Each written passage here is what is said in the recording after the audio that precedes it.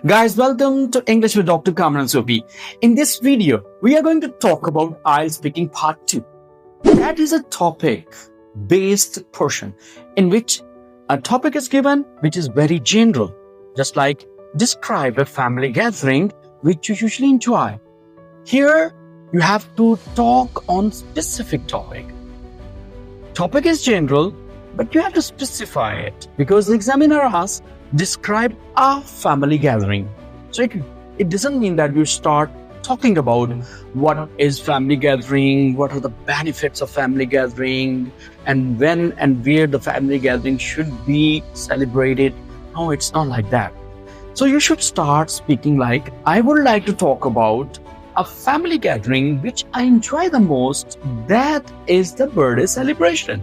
So it means that you have specified it as a birthday celebration. It's up to you whether you want to talk on Eid days when your family members get together, or you want to talk about a trip or trips as a routine matter you enjoy with your family members on different occasions. So depending on your own choice, you should speak up. So don't talk in general, talk in specific. That is the first thing.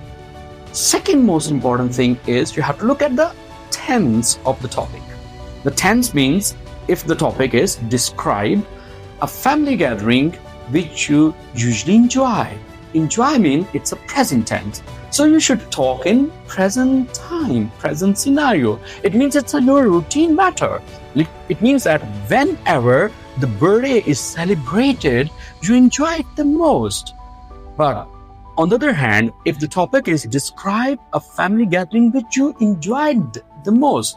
So in this topic, you have one word that is enjoyed, which leads you towards the past time. It means you have to describe here one event. So just like I enjoyed my birthday party, the last time we celebrated it in a big hall. So my father spent a lot of money, invited all the family members, those even who are living in the different cities. So it means you are going to talk about the past event, that how this happened there.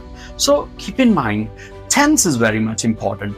Well, the next thing is, along with the topic, you are given some points, and mostly these points are in the form of questions. There are about 4 to 5 points. Just like the topic is, describe a family gathering which you usually enjoy. The points will be, who normally participates in this gathering, or what is your role you perform, how often this takes place, or what is the celebration in this gathering. So it means all these questions which are related to the topic, they are all in present time. So overall, your talk will be in present, right? Now, the next thing is that how to respond to this question. Well, as the topic and the 4 points are given to you on the screen, examiner provides you 1 minute. This 1 minute is very crucial. Sometimes this 1 minute passes very quickly without realizing by the candidate that is passing very fast. But you should prepare yourself in this 1 minute. And I always suggest that you should make an outline in the form of tree diagram. Suppose you have specified the topic, you would talk on birthday celebration. So you should write down on the rough page, because examiner provides you in this 1 minute a black page and a pencil. You can make outline in the tree diagram. At the top, you should mention the specific topic, like you would talk about on birthday. So just mention birthday. And afterwards, along with each question, you should specify something like who normally participates in this gathering. So just mention the name in the rough work. This rough work is not graded, but this rough work helps you. This helps you that while speaking, this rough work will be in front of you. You can take the help in order to maintain your flow of the speech. Well, you can make some abbreviations while picking up some points, just like who normally participates in the gathering. So you can mention uncle, aunts, cousins, and parents, siblings. Just like you can write down only one word, behind each word is a complete structure in your mind. Just like you can say while speaking, I would like to talk about the birthday celebration on which all my family members get together. This birthday celebration is very dear to me because all my uncles, aunts, my cousins, my own parents, my grandparents, my siblings participate. And there's about 35 to 40 persons. Sometimes it is celebrated in my house, sometimes in my cousin's house. Sometimes we arrange the party outside in any hall. Actually, that is depending on the personal choice, where the birthday boy or the birthday girl wants to celebrate.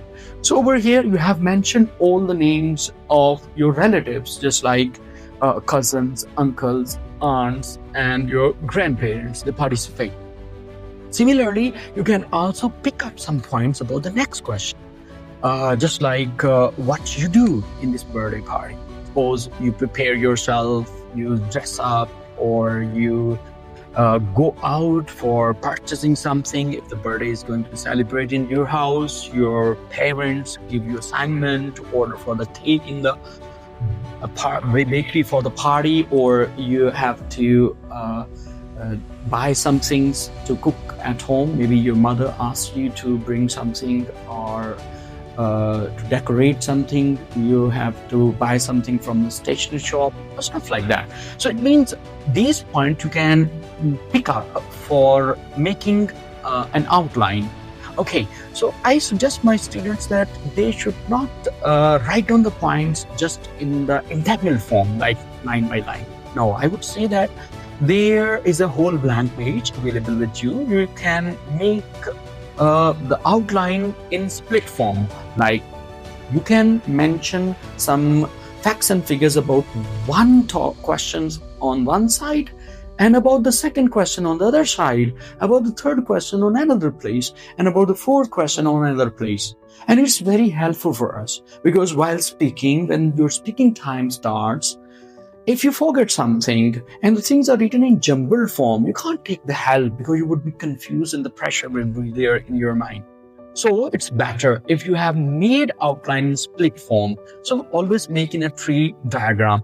At the top, there is a specific topic. On the right side, you can mention some facts and figures about one question. On the left side, you can mention some facts and figures about the second question. And afterwards, downside of each place, you can mention the facts and figures about other questions. So in this way, your outline will be ready. But for that, you have to do a lot of practice. Maybe you can pick up some topics along with the questions you prepare at home about how to make an outline quickly by using abbreviation so that maximum information can be penned down. That would be useful for you while you're speaking. So when the preparation time is over, that's about 1 minute. Afterwards, it's time to speak. The examiner will ask you, now your time starts. So you start speaking. So while speaking, you have to manage yourself about different aspects. You know that in speaking part 1, the question is one by one. So as the one question is answered, you feel easy and relaxed to answer it. But in speaking part 2, you have to give collective response. You can't repeat the question. If you repeat the question, like you speak the question, you answer it, then speak the next question, you answer it, it's not a good thing. So speaking part 2 is a kind of monologue. Here you have to respond all the questions together. So it means examiner wants to check your management skills. Like you have to manage answering all the questions together. Like first question first, and then second, then third, then fourth. But sometimes if the candidate forgets one question in an order, can move to the next question. And this outline is also helpful for you. If you have mentioned some specific points regarding question number 1 over here, you know that question number 1 is over. Now you want to talk about the data about second question.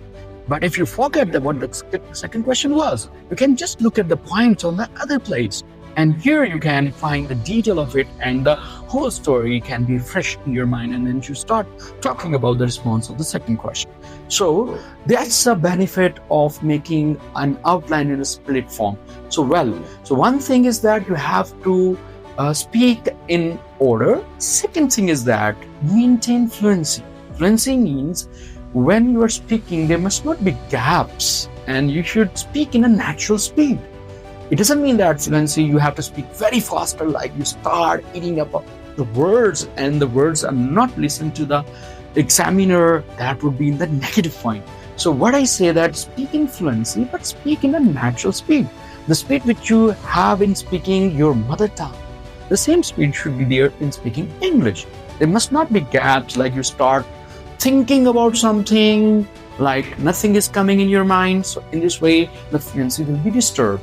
So this outline will also help you to maintain your fluency. But keep in mind, when you think that data about one question is going to finish, before finishing, you should look at the next points from your outline. Well, throughout the speaking, the outline can be in front of you, the topic would be in front of you. You should utilize properly. Right. So what we say that here, your mature level of data is discussed. Mature level, I mean to say that don't just speak about one question, split form, and then the next question. Rather, collectively you have to give answer. So it's a kind of holistic response. In holistic response, you provide the data in detail. Well, sometimes it happens that if the examiner feels like you have not responded about one question sufficiently, or maybe you are short of data and you have spoken for less time, the examiner can ask 1 or 2 follow-up questions. They are also the part of speaking part 2. In these follow-up questions, basically examiner is helping you to add some more information regarding this topic. So try to take it as a positive response from your side. Try to add up. Sometimes examiner just pushes you by hand gesture, like examiner feels like there must be some more data. So it means try to relate the data with more details so that you can provide more information for the examiner. So speaking part 2 demands your collective response. Here the examiner judges your fluency. Examiner judges your management skills, like how you organize the data. Things should not be split form. Examiner also wants to see that how detailed response comes from your side. Well, truly speaking, if you think every question is answered just in 1 or 2 sentences, of course, you won't be able to describe the detailed information. So you have to add up some information. But here we also have to follow one principle, that data should be relevant to the questions. If you are going to explain the things in detail and while explaining you detract yourself, that is also not a good thing. So many aspects are going to be judged from your side: your fluency, your management skills, your relevance of the data, and your extra features of your body language, your eye contact, your hand gestures, your confidence, your facial expressions. So many things are counted over there. So perform very well. So the best thing to improve your fluency is to practice more and more. I would provide you multiple topics, the sort of topics which can appear in IELTS exams. So about each topic, you can prepare some information and then speak up. Record your sounds and listen it by yourself for your self-judgment. That is also a golden principle of improving your speaking skills. Suppose you speak up, you record on your mobile phone, you're speaking. Listen by yourself. You can judge that whether you are speaking at good length, whether the data is relevant or not, whether you have spoken in exact pronunciation. If you're not satisfied, if by yourself you are not satisfied, how examiner can be satisfied? So it means you can improve yourself by judging yourself. So record your sound, listen it, and Record it again if you're not satisfied for the better performance. This is a golden principle to improve your speaking skills. I have observed that candidates have a big issue in speaking part 2, and the reason is that collective response. Only and only practice can improve you and can help you out to beat this portion. I hope you will follow all the pieces of advice which I have shared with you. And if there is any further question, you can give comments. I would respond you for your personal issue regarding speaking part 2. I hope you enjoyed. Subscribe my channel, like it and follow it. Thank you very much. See you inshallah the next video for better performances.